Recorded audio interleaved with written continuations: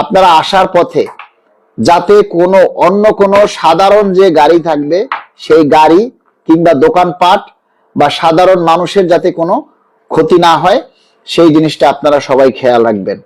আমি আগেই বলেছি আমরা একটা মহৎ উদ্দেশ্য বাস্তবায়ন করার জন্য আসছি। সেই মহৎ উদ্দেশ্য বাস্তবায়ন করতে এসে যেন নিজেদের ক্ষতি নিয়ে আমরা বাড়িতে না ফিরি।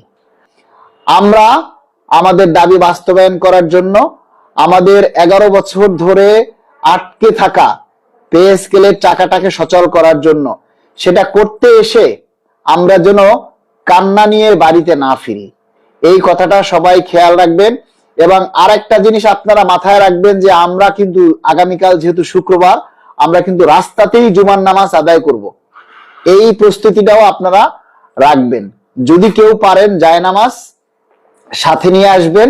এবং আরেকটা কথা বলবো, আপনারা যদি পারেন শুকনো কোনো খাবার, চিড়া মুড়ি বা বিস্কিট, হালকা নিজের প্রয়োজন মতো পানি আপনারা সাথে রাখবেন।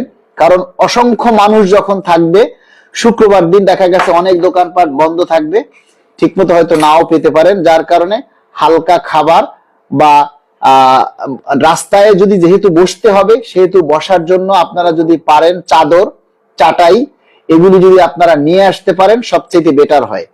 আর আপনারা আপনাদের মধ্যে কোনো প্রতিষ্ঠান থেকে বা যেখান থেকে আপনারা আসেন, যদি আপনাদের হাতে হ্যান্ড মাইক থাকে তাহলে আপনারা হ্যান্ড মাইক নিয়ে আসবেন।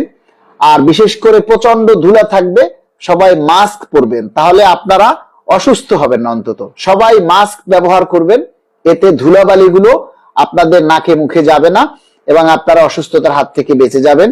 এবং তা না হলে এই ধুলাবালি আপনার নাকে মুখে গিয়ে আপনি অসুস্থ হতে পারেন। আর এই এত প্রচন্ড মানুষের জমায়েতের মধ্যে কোনো ভাই যদি অসুস্থ হয়ে পড়ে, আমরা চেষ্টা করব তাকে সুশৃঙ্খল ভাবে যেন তাকে আমরা একটা হসপিটালে বা ক্লিনিকে পৌঁছে দিতে পারি, এটা সবাই চেষ্টা করবেন।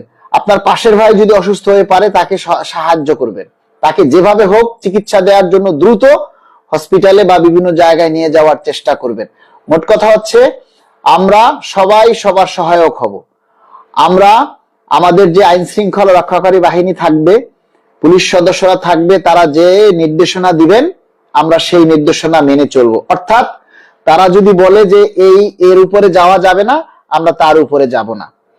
আমরা তাদেরকে ওভারটেক করে আমরা কেউ যাওয়ার চেষ্টা করব না। এই কথাগুলি সবাই মনে রাখবেন, এই কথাগুলি সবাই মনে রাখবেন। কারণ যারা বাহিনীতে থাকবে, পুলিশ সদস্য যারা থাকবে, র্যাব, সেনাবাহিনী যারা থাকবে, এটা তাদেরও দাবি। সুতরাং তারা চাইবে আপনারা সুশৃঙ্খল ভাবে যাতে এই দাবিটা আদায় করেন। এই বিষয়গুলি আপনারা সবাই মনে রাখবেন। আপনাদেরকে বিশেষ করে আমার আর কিছু বলার নেই, এই কথাগুলি সবাই মনে রাখবেন এবং সবাইকে এই মেসেজটা পৌঁছে দিবেন।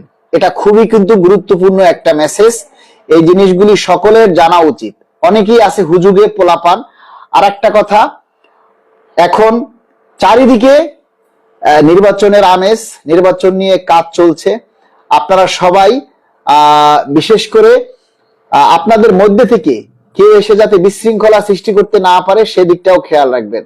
একজন আইন শৃঙ্খলা রক্ষাকারী বাহিনী লিখেছেন, আসসালামু আলাইকুম মালিক ভাই, যতটুকু সম্ভব আইন শৃঙ্খলা বাহিনী বিশেষ করে পুলিশকে এড়িয়ে প্রোগ্রাম চালিয়ে যেতে হবে, সেখানে অনেক ধৈর্যের ব্যবহার দিয়ে চলে যেতে হবে, তবে কোন রকম তর্ক করতে যাবেন না, কেউ যেন উচ্ছৃঙ্খল কার্যক্রম ব্যবহার না করে। জি ভাই, আমি কিন্তু এই নির্দেশনাগুলোই সবাইকে দিচ্ছি যে আমরা আইন শৃঙ্খলা রক্ষাকারী বাহিনী যারা থাকবেন তাদের নির্দেশ অমান্য করে আমরা কিছুই করতে যাব না, আমরা তাদেরকে ওভারটেক করে কোনো কিছুই করতে যাব না। তারাও চাইবে আমাদের দাবিটা যাতে বাস্তবায়ন হয়, সকল পুলিশ সদস্য চাইবে পে স্কেলটা যাতে বাস্তবায়ন হয়, সকল সেনাবাহিনীর সদস্যরা চাইবে পে স্কেলটা যাতে বাস্তবায়ন হয়, বিজিএফআই, এনএসআই, গোয়েন্দা সংস্থায় যারা আছেন তারা সবাই চাইবে পে স্কেলটা যাতে বাস্তবায়ন হয়। তবে সেক্ষেত্রে আপনারা যদি বিশৃঙ্খলা করেন তাহলে কিন্তু তারা ছাড় দিবে না, এটা সবাই মনে রাখবেন। কারণ রাষ্ট্র রক্ষার জন্য তারা যে কোনো কিছু করবে, তাই রাষ্ট্রের যাতে ক্ষতি না হয় আইন শৃঙ্খলা যাতে অবনতি না হয় সেই দিকটা আপনারা সবাই খেয়াল রাখবেন। কারণ কি, আপনার যারা নেতৃত্ব দিবে তারা কিন্তু সমস্ত মানুষের সাথে থাকতে পারবে না।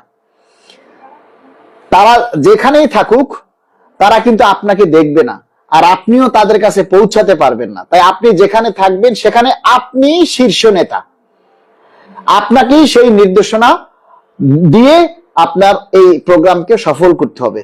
তবে আপনি এমন কোন নির্দেশনা দিবেন না যে মার পিটা, এরকমের নির্দেশনা খবরদার কেউ দিবেন না। কেউ যদি এরকম নির্দেশনা দেয় তারে পিটাবেন। আমি একটা কথাই আপনাদেরকে বলেছি, কোন আইন শৃঙ্খলা বাহিনী যদি আপনার গায়ে হাত তুলে আপনি মার খাবেন, কিন্তু পাল্টা আক্রমণ আপনি করতে যাবেন না।